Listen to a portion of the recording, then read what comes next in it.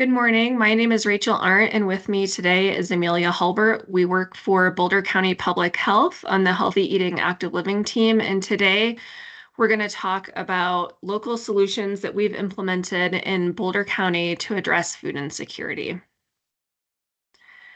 We first thought that it would be really important to set the stage and talk a little bit about Boulder County's food systems for health work over the years. In 2012, our county and our community partners selected healthy eating and active living as a focus area of our public health improvement plan.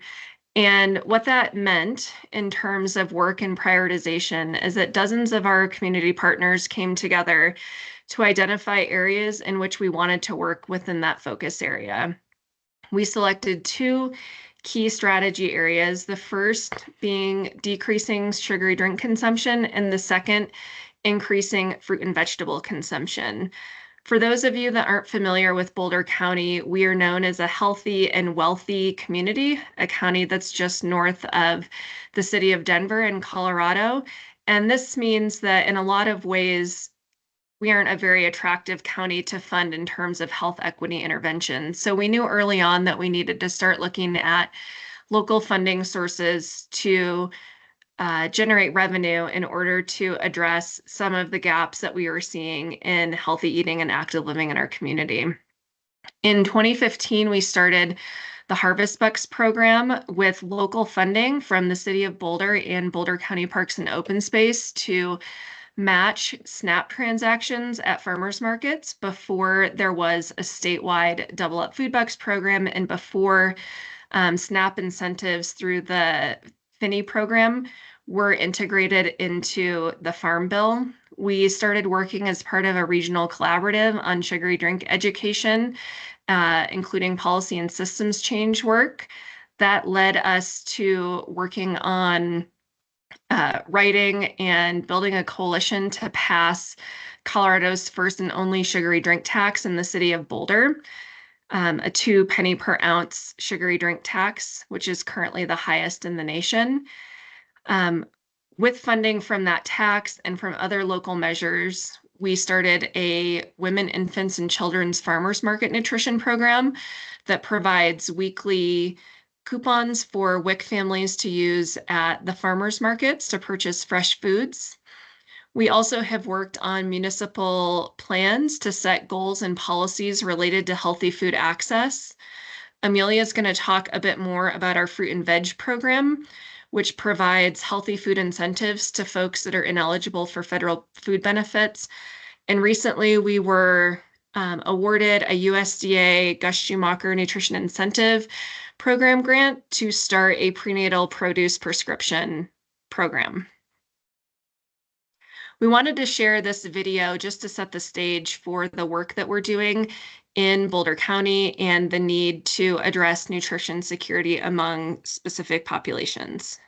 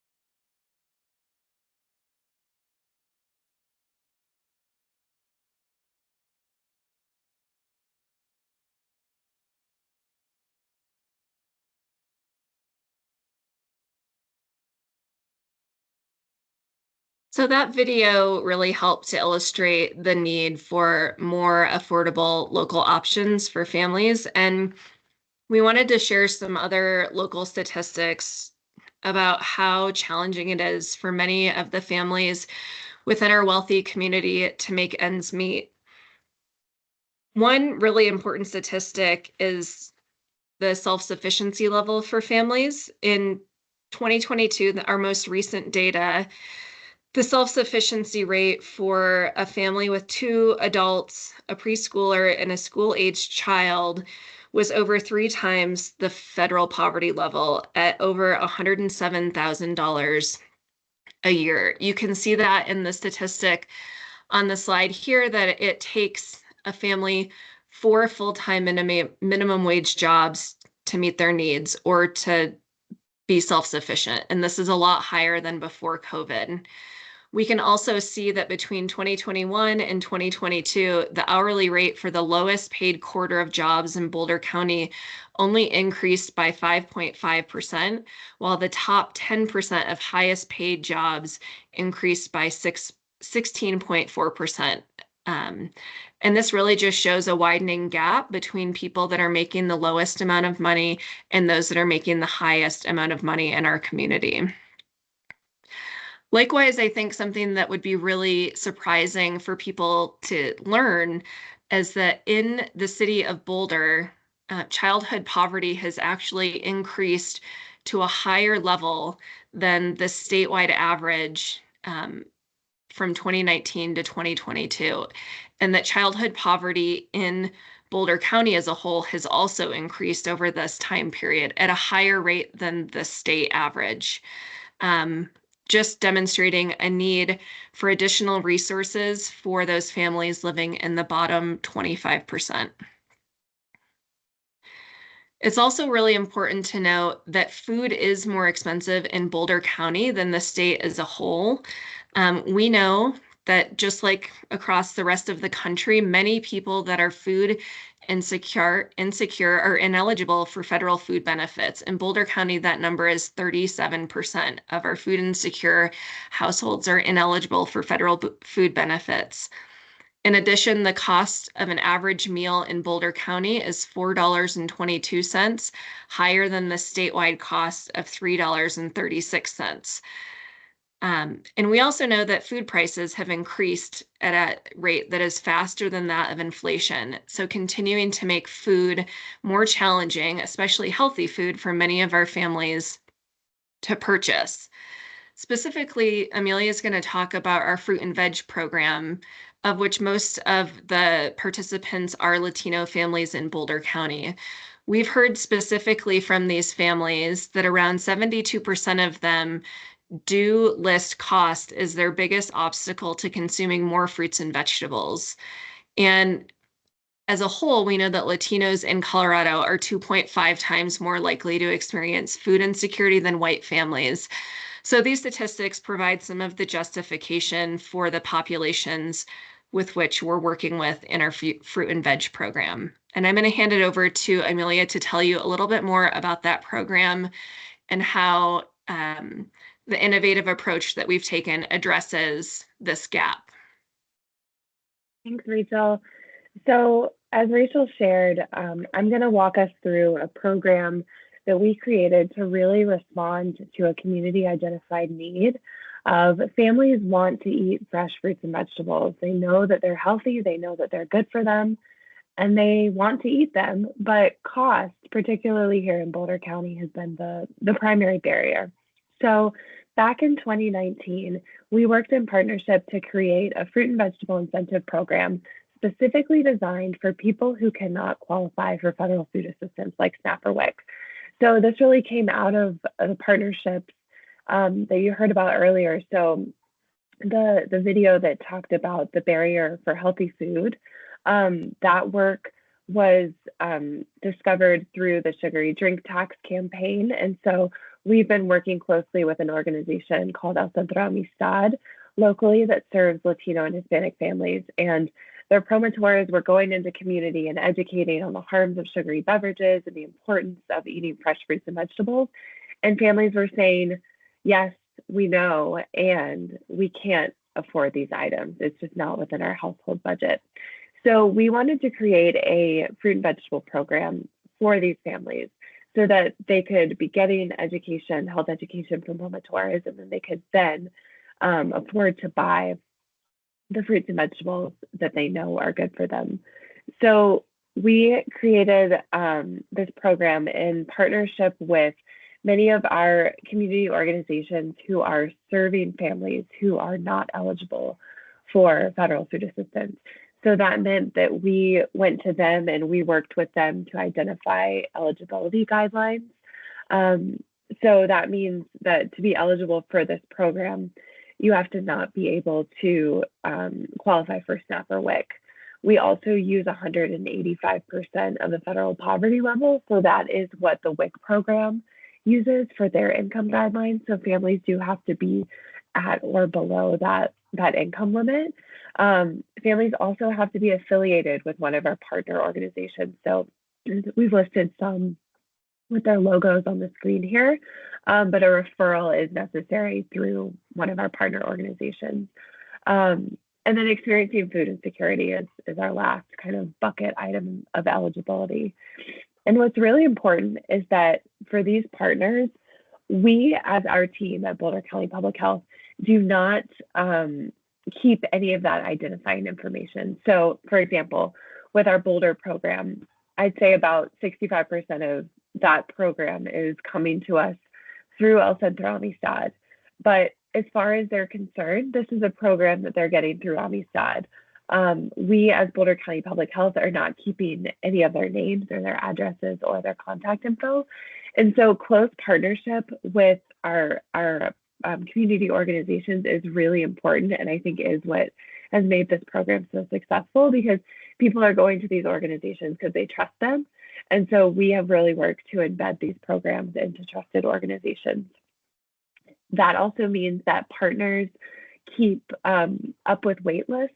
So this program is always running at capacity. I think we've been running at capacity for the last 3 years, probably 3+ years. And so partners keep wait lists. So if they do have families drop off, it's sometimes possible that we can enroll families from the wait list. And they're also the ones that communicate with participants. When are we having our quarterly distribution events? And what are any maybe store updates or program updates for participants? Next slide. So how exactly does it work? So households receive between $40 and $150 each month in fresh fruit and vegetable coupons. And we distribute these quarterly at in-person distribution events.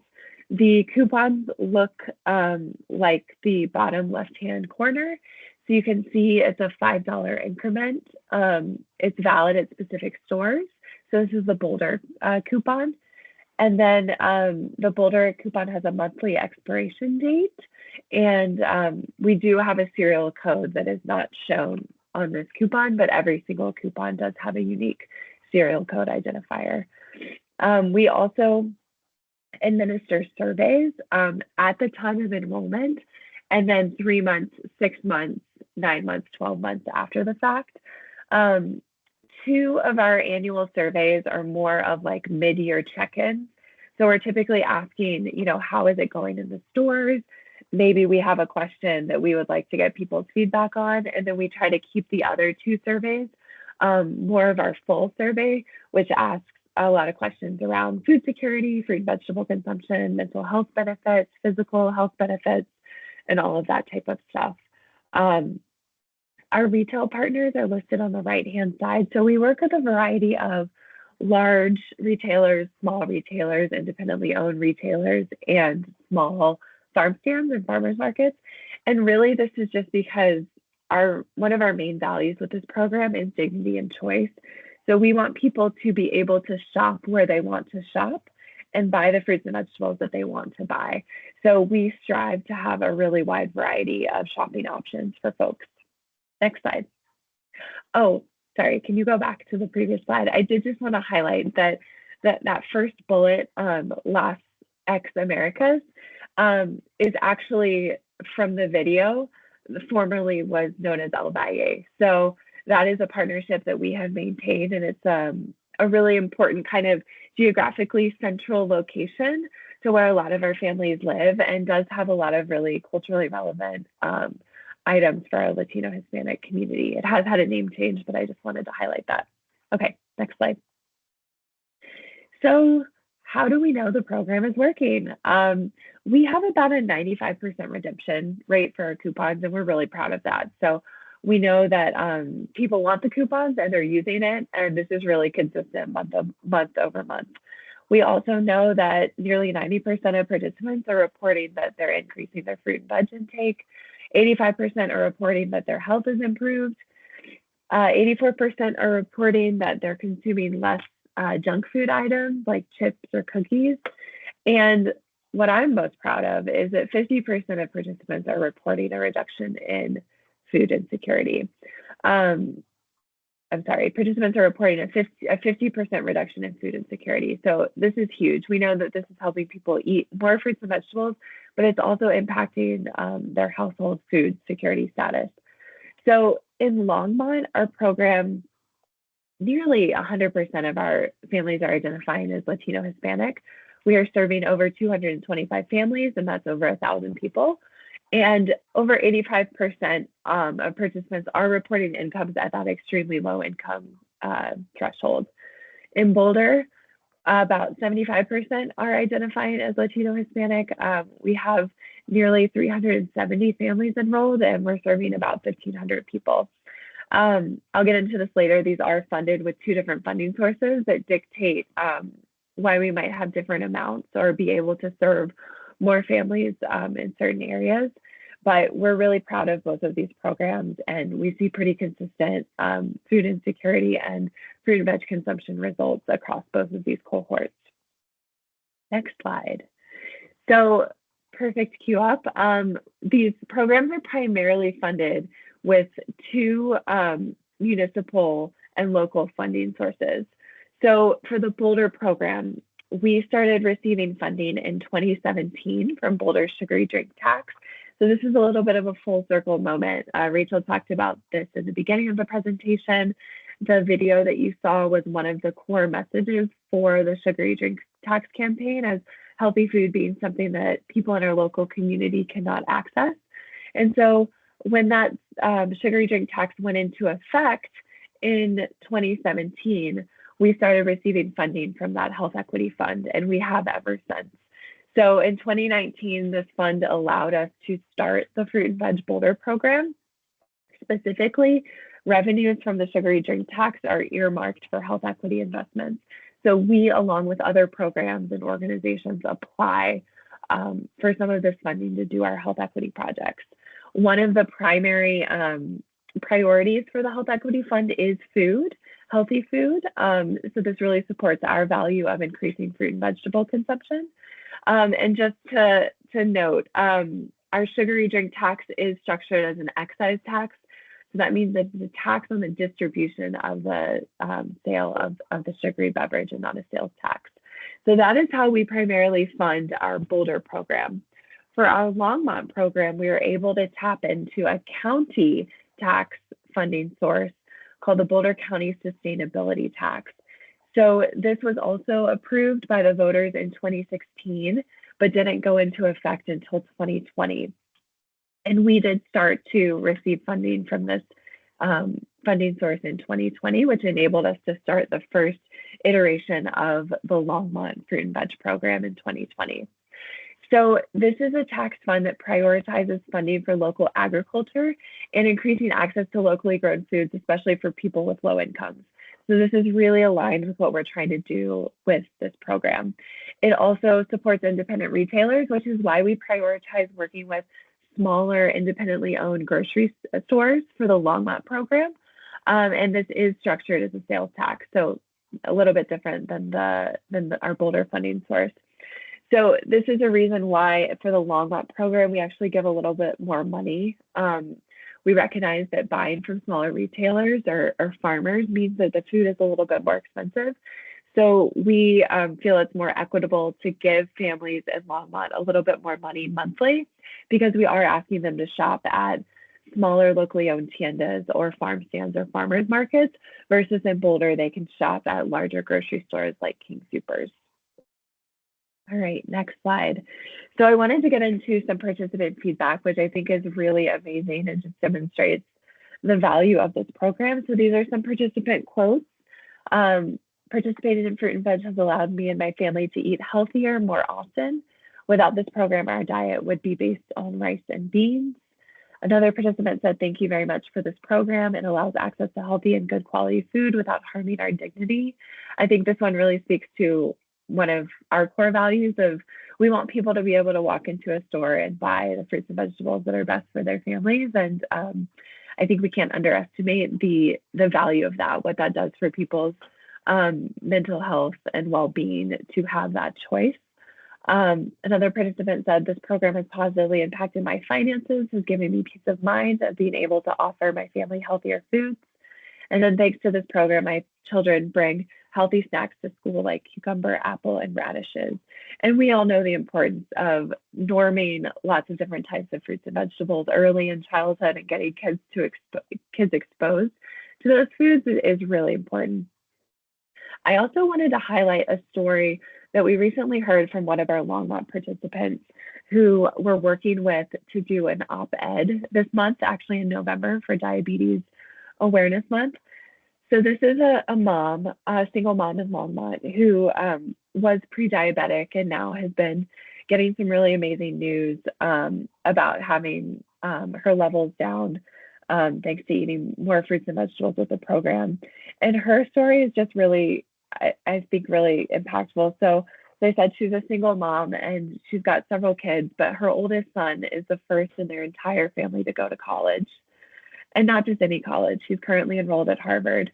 And these are her words. "So as a Latino kid coming from Longmont, Colorado, who came to the US when he was 11, he's now able to go to an Ivy League school.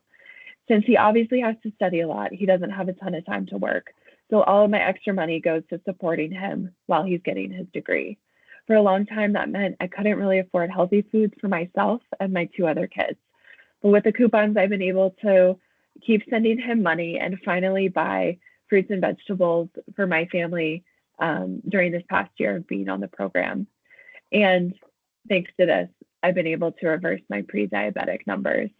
So this just really sums up beautifully what we hope is happening with this program. And it's amazing to hear firsthand from our participants that they're receiving so many positive benefits. All right, next slide. So I wanted to highlight 3 times that we were in the news this year. If you are interested in learning more, definitely check these out. So we had 2 features back in January of this year on NPR. We had the opportunity to have the health correspondent, Selena Simmons-Duffin, come visit with us. And she put together 2 pieces. One kind of focuses more on the Boulder program. So that's that second headline, "To get fresh vegetables to people who need it, one city puts its soda tax to work." And then the second highlight, "The big idea for small farms, how to link ag, nutrition, and public health," really highlights our Longmont focused funding source and that sustainability tax. So those were really, it was a really amazing opportunity. And one of our fruit and veg Boulder participants is there on the right. Her name is Maribel. And so she was able to speak with the reporter as well and just kind of share her story and what the program has done for her. We also had a highlight in the Denver Post a couple months ago, just highlighting the City of Boulder's program and how that is helping us fund that work here in Boulder. So definitely check those out if you are interested. Next slide. And that's all we've got for you today. Here is my contact info. Here is Rachel's contact info. We'd love to chat with you offline and speak further about both of these programs. If you have questions about the model or you have questions about the 2 funding sources that we've highlighted, so the City of Boulder Sugar Sweetened Beverage Tax Revenue, that Health Equity Fund, or the Boulder County Sustainability Tax, and how we're leveraging both of those to really work on a community identified need here in Boulder County. And just wanted to leave you with kind of our mission.